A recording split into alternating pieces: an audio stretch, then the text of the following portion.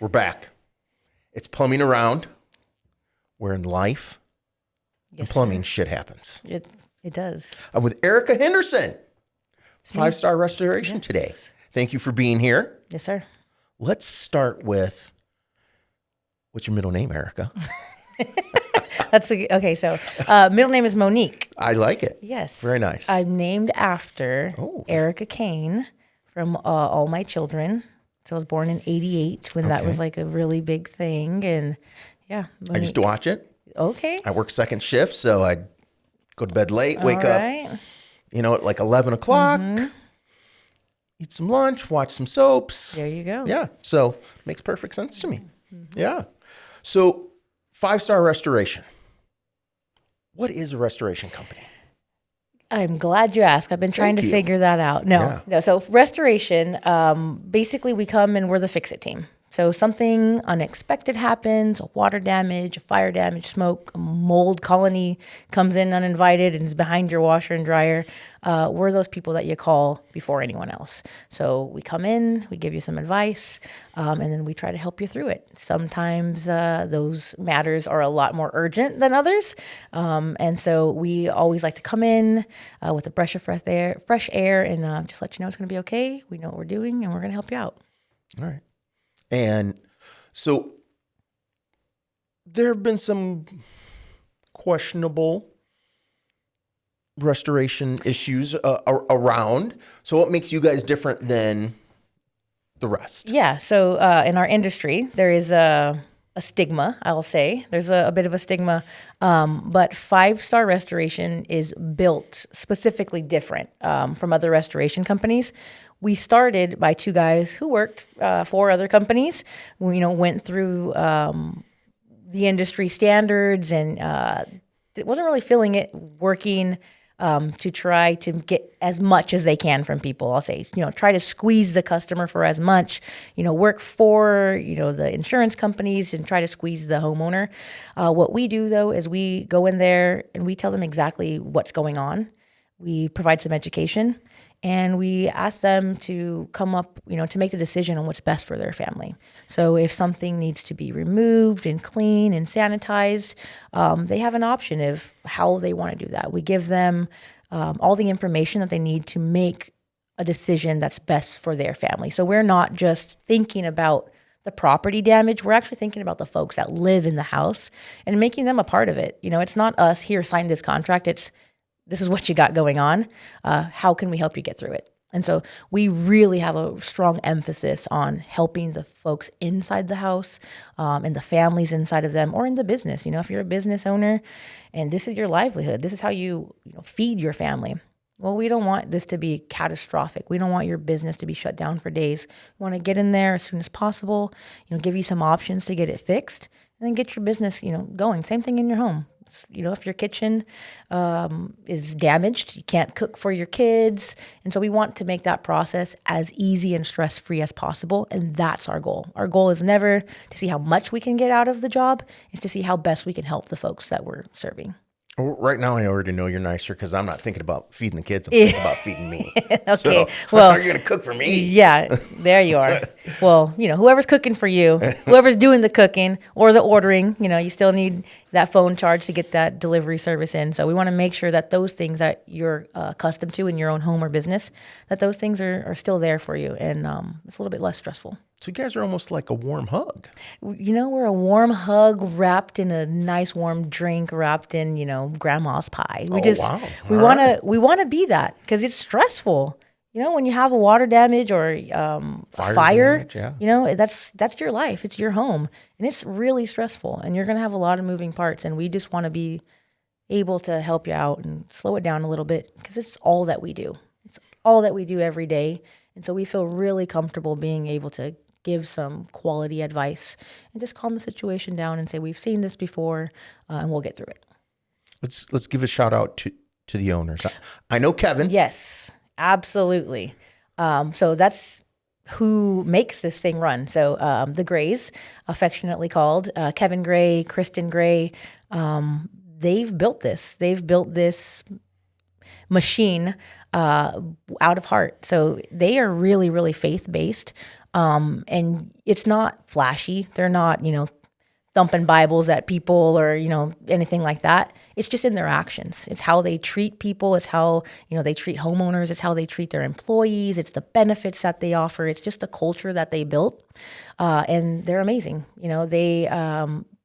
They started this business so that they could build something for their family, for their kids, so that they could be home and they could coach. Kevin's he coaches his son, and Kristen's really big in her daughter's soccer. Her daughter's, a really good soccer player, and they're, going to tournaments and things like that. Where in the restoration industry, in your emergency services, you don't usually have that time, for that family time. But they've made it so that is built into our company. We don't take on more jobs, than we can do. We're not worked to the bone. We want to make sure that family and how they operate is a part of our culture and a part of our company. And it starts with our ownership. So it's almost an extension, really. It really is. And so Kevin and Kristen Gray, they're what build it, and everything comes down from them. And, their value system, again, how they treat people, everything starts with them and trickles down. And you can see it in our team. Everybody wants to be there. I always say that, I have the easiest job in the company because I just get to talk about them. But all the guys, they really want to be there. And the gals, we have a few gals on our staff too, but they want to be there. And you don't have a lot of workplaces where the folks genuinely want to be there, and you don't have to, pull their teeth to get them there. Yes, I understand that. So what's your role there? Well, basically, I get to make friends for a living. Nice. Yeah, it's awesome. I get to meet people like you, and tell them about 5-Star and tell them how we're different. Build relationships with them, and so that anytime that they need a restoration company or a partner in the restoration field, they know. They say, "Oh, don't call anybody. Call Erica. Call 5-Star. 5-Star, they're the real deal." I hear her, I talk to her, and she's, says the same thing every time, and she's genuine. And so that's my entire job, is just to meet folks, become an asset to them. And so that way, if they need something in the restoration realm, that they can call me, reach out, they know about 5-Star. And then just get to talk about, my guys, and show people the awesome, work that they do, the amazing company that I work for. Again, I tell everybody I got the best job in the world because all I get to do is make friends. And you can tell already, I never shut up. So I just get to talk all day. Sometimes I get to talk about sports and with people that I meet. And so, yeah, it's awesome. Less I have to talk, better. Yeah. Yeah. Well, and I mean, you won me over. Restoration people, I'm always a little standoffish at first. Understood. And then you and I sat down and talked, and I was like, oh, okay. She's not a bullshitter. Yeah, she's real. So that was very nice. No, you called me polished, and I was like, I don't know if that's good or bad, but no, it was just. I think it's because I really care about it, and I know it really well. I've been thinking about that a lot. I was like, he said I was just too polished. And I was like, no, you got me with that one. But I just think it really is because I really care about the company and, what they do. And it's so natural. I don't have to, like you said, I don't have to bullshit because it's just, it comes out, it's natural. It is what it is. And, we don't sell anything. We just get to be ourselves. And it's awesome. Nice. Very good. So what's your favorite part of working there then? I think I get the gist of it. Yeah, again, I don't have to be anybody else. I literally get to go to work, be myself, do something that I love, work with really great people, and do something, I think that's kind of noble. We're not doctors, lawyers, paramedics, or anything like that, but every job that we get to help somebody. And I love helping people. I love, there's a problem, you get to solve it, you get to make them feel a little bit better, give them that warm hug, like you said, and just make people feel better and, fix a problem, fix a solution, and just restoration in general, but doing it the right way. I just love it. And I get to be me, I get to joke around and I get to meet people and talk a lot. Yeah. So it's awesome. There's nothing better than just being able to be yourself. Yes, so it's great. I don't have to fake anything. Yeah. So do you have any ideas or ambitions of anything else you'd like to do within their company or? I've been given the great honor of being on their leadership team. When I started at a role that they just kind of made up because we met and, it kind of was a good vibe. And so I just became their mitigation coordinator to kind of, grow the mitigation department. That led to being a reconstruction estimator and then learning how to do that and then growing an estimating department, creating that. And then I got the opportunity to do this. Now our industry is changing a little bit and we're trying to see how we can not, again, squeeze the customer, but gain more, out of our own business. So building another department, like a contents department, something that we can still facilitate the restoration job and not have to sub anything out, but build that and maximize, what our guys can do and what our company can do. So I think that's what we're leaning towards. And I'm trying to help spearhead that, just growing a contents division. Well, it's very exciting to be able to grow within a company. Absolutely. And try different things and see what feels good and move around like that. So it's really awesome to have that freedom. Yeah. Very nice. So do you do anything besides work?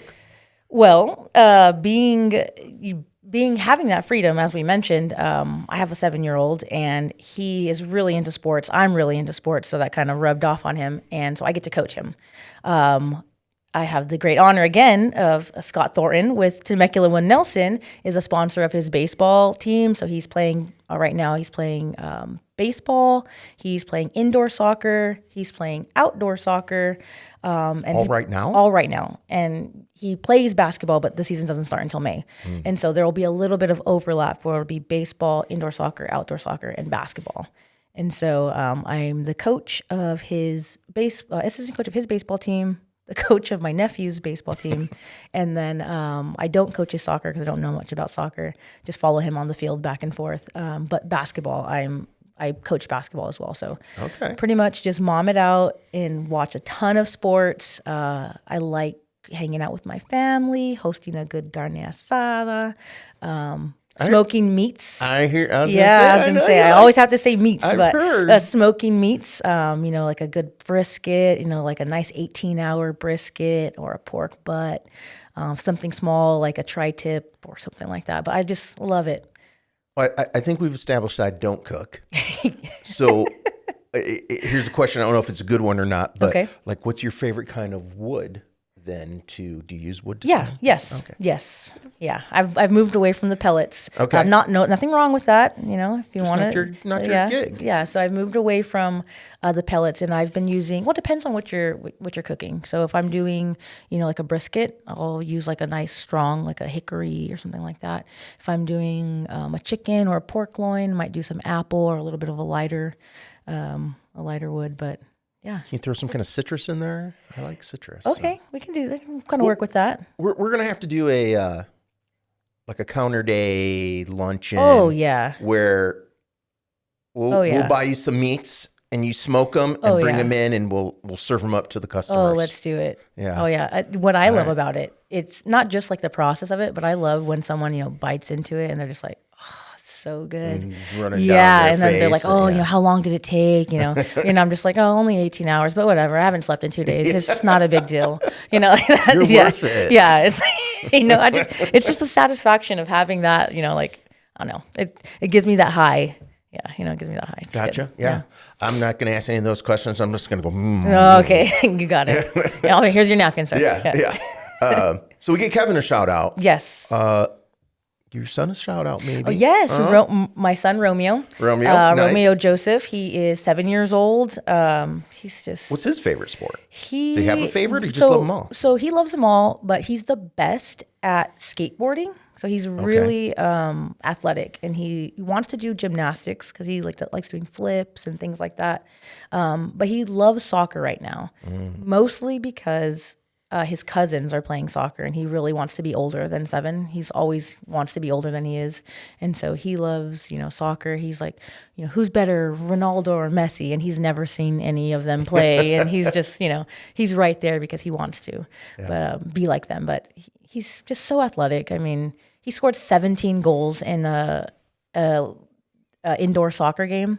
And then, in a game? In a game. Yeah, in a match. Not the season. No, in a match. 17 goals. And he played goalie 2 periods of that. And so it was just, He's just incredible. Was he playing against babies? Or? No, he's, they're little kids. They're 6 and 7, but he's amazing. Nice. He's witty and he's smart and he's sensitive and he's strong and he wants to be my protector all the time. He always tells me, if anyone comes up to you, I'll get him. And I'm like, okay, buddy, like we'll both get him. Okay. Yeah. And he's just, you kick him in the shin. Yeah. He's awesome. Nice. He's amazing. I love being a boy mom. Yeah. I love being a boy mom. Yeah. I can get him in a headlock and, pick him up and slam him on the bed. And he's my best friend. Very nice. Yeah. Awesome. So what's your favorite sport? Because I know you're a big sporty. I'm a huge sports fan. So if I could do anything, I'd probably, work for ESPN or something like that. Yeah, where I could just watch sports all day. But I love sports. My first love was basketball. So the Lakers, that was like my whole identity growing up was being a Lakers fan. And it was. Right? I know you're a Bulls lover. I know grew you're up a in Bulls lover. You the grew Chicago up a Chicago area, guy. so yeah. But growing up out here, and I grew up in a great time. Like my favorite, I wore number 6 growing up because Eddie Jones was my favorite Laker. All right. And so I loved his hustle. I loved the way he played. So I loved Eddie Jones. I was like my number 6. I was number 6 on the Comets, my Valley Wide team. But, growing up with, the Kobe era, the three-peat Lakers, it was like my whole identity. The history, too. Magic Johnson, come on. And Kareem Abdul-Jabbar, Jerry West, Worthy. Yeah, James Worthy, Cooper, just like the whole Showtime Lakers, growing up in that, of course, Shaq.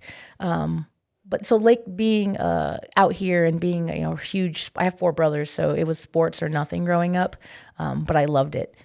And so Lakers and basketball was my first love. I played growing up, played in high school. But when I went to school, I went to school in Savannah, Georgia. It was really far from home. And to kind of feel closer to home.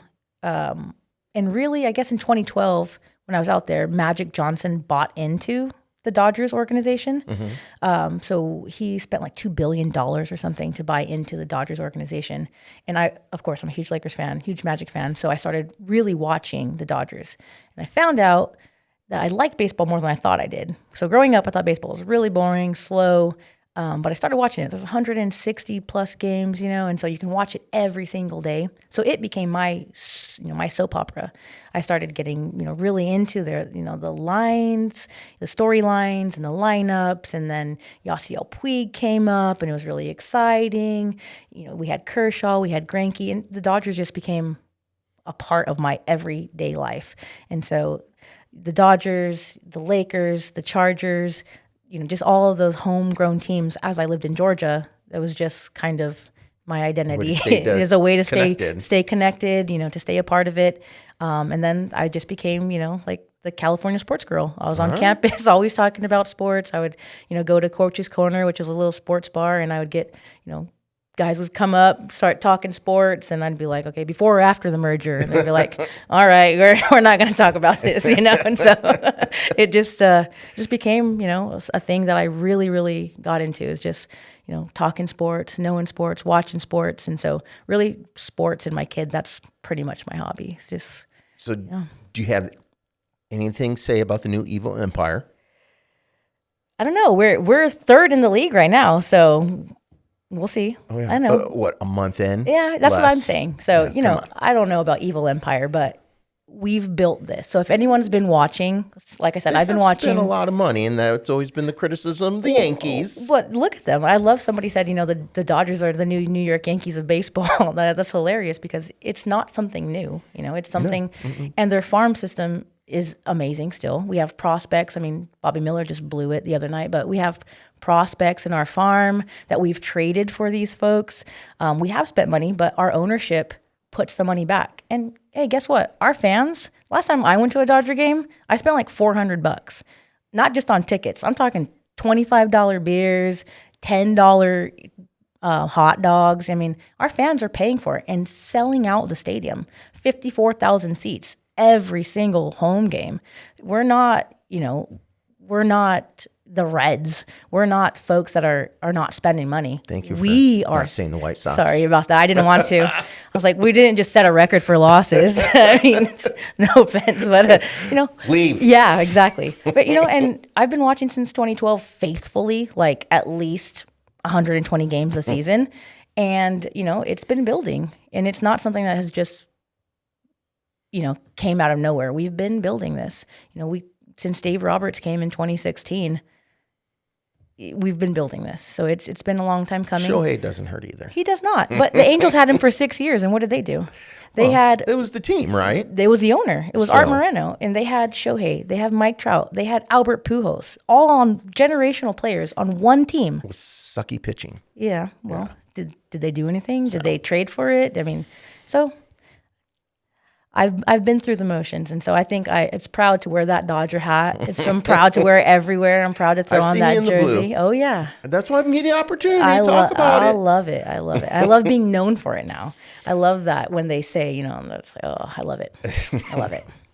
I can't say anything. It's okay. All right, so back to your first love. Okay. Give me your top 5 basketball players all time. Okay, so I've already told you that I'm a huge. Or if you wanted to make it, because you'd mentioned somebody, well, that's basketball player. Go ahead. Yeah, so I know, I've already told you that I'm a huge Lakers fan. I just love SoCal sports. That's where I grew up, so I love. So it's going to be really Laker heavy. I know that you are a Chicago fan, and I'm going to give him his props too. So this is going to be in no particular order. But okay, no particular top 5, no order. So I'm going to start with, give you some deference, Michael Jordan. Go. Yes, Michael Jordan, okay? So 6 titles, 6 finals MVPs, changed the culture. We wouldn't have shoe deals if it wasn't for him. I mean, just completely changed the trajectory of the NBA at the time. So, yes, Michael Jordan. Magic Johnson, same thing. Just his style of play. He, again, only played for 12 years, 13 in 96, if you count that, which I don't. 6'9" point guard? Come on. Yeah. 6'9" point guard. Yeah, started all 5 positions, went to the finals 9 out of 12 times, won 5 of them. I mean, just amazing. Kareem Abdul-Jabbar. Until recently, all-time leading scorer. Skyhook. Mm-hmm. Cheryl Miller. Okay. Cheryl Miller just revolutionized women's basketball. I was going to say, she was a trailblazer too. If it wasn't for injuries, she would have been the GOAT of all time, women's basketball. Mm-hmm. She even, mentored Reggie. So no Cheryl, no Reggie. I've been okay with no Reggie, but I understand you, and I understand that. Let's see. And I'm gonna give him the LA superstar, Kobe Bryant, the Bean, yeah. Kobe Bean Bryant. And I wasn't a Kobe fan growing up until after Shaq left and Kobe took over the team and Powell came, and we had the Smush Parker years, and he started to change as a man and as a leader. And that's when I really started to, get into Kobe and realize his greatness. And then that Mamba mentality and just how he built at the end of his career into the end of his unfortunately short life, just goated. I mean, not only what he could do in emulating Magic and emulating Michael and, making that, but just how he taught the younger generations too and how they look up to him, the Jason Tatums and the folks that are playing like him now. When you shoot into that, waste bucket, you're not saying Michael, you're saying Kobe. And so that's that cultural, just that he just had that change, from LA to the Philippines, he was just huge. And so I'll give it to Kobe. All right. It's a good list. I'll give you that. Yeah. It's a little Laker heavy, but hey, that's all right. Right? Where you at? So, big sports fan. Yes. What do you take from sports that you teach your son, that sports is teaching him, and that you carry into your job too? Yeah. It really is, like, I coach kids. So, I mean, they're young, right? And I love teaching them. It's not about winning. It's about trying your absolute best. It's about practicing how you're going to play. It's about doing the right thing, even when nobody's watching, right? It's about having integrity and then getting something out of it. The rewarding aspect that you can get better. I tell my son this every day, and I always ask him, so how do you get better? He goes, practice. I don't say, how do you get perfect? I say, how do you get better? And he's always, practice. Anything that you practice, you can get better at. He hates reading right now. It's not his favorite thing. I say, how do you get better? Practice. And, that's what I teach these kids. Like, I don't care if you win. I don't care if we get blown out. But if you tried your hardest, if you, practice the fundamentals that we were working on, if you're practicing, anything that we're working on, whatever, and then you got better at it, and then you saw that you made that catch, you made that basket, you did better than you did last time. And that's what I love to get out of it, and to see them get better and to improve. And then again, having that integrity, having that will to do, and the discipline to do something maybe that you don't want to do, your body doesn't feel like doing, but you have to do it to get better. And so that's just what sports has, any sport, skiing, basketball, football, it doesn't matter. It's a discipline to do something, even when you don't want to, even when nobody's watching, even if, you don't think it's matter and it's really small, but doing it anyways to get better. Kind of like 5-star does, huh? That's exactly how 5-star does. Exactly. Even the small things, treating people right, doing the things, it's not just checklists. It's actually making sure that you're living it every day when nobody's watching, Yeah, when, like I like to say at Temecula, Winnelson, our give a damn's better. Oh, yeah. And yeah, it's just caring about what you're doing. Yep. So I met you at Teams. Mm-hmm. That's our networking group. It is. Go Teams. And what do you like about Teams? So just to give them a little pub, right? I like Teams because it's real. And we're there for a reason. We're there to, to network. We're there to meet people. We're there to build relationships. And we're about it. We don't just meet in that room. We are meeting outside of the room. We're doing coaching sessions. We're having masterminds. And we all care about each other. And we're referring business if we can. We're referring business when we can. And if we can't, it's not, there's no hard feelings, but we're trying to. And we're there for a reason, and the reason is to build relationships, not just get the referrals.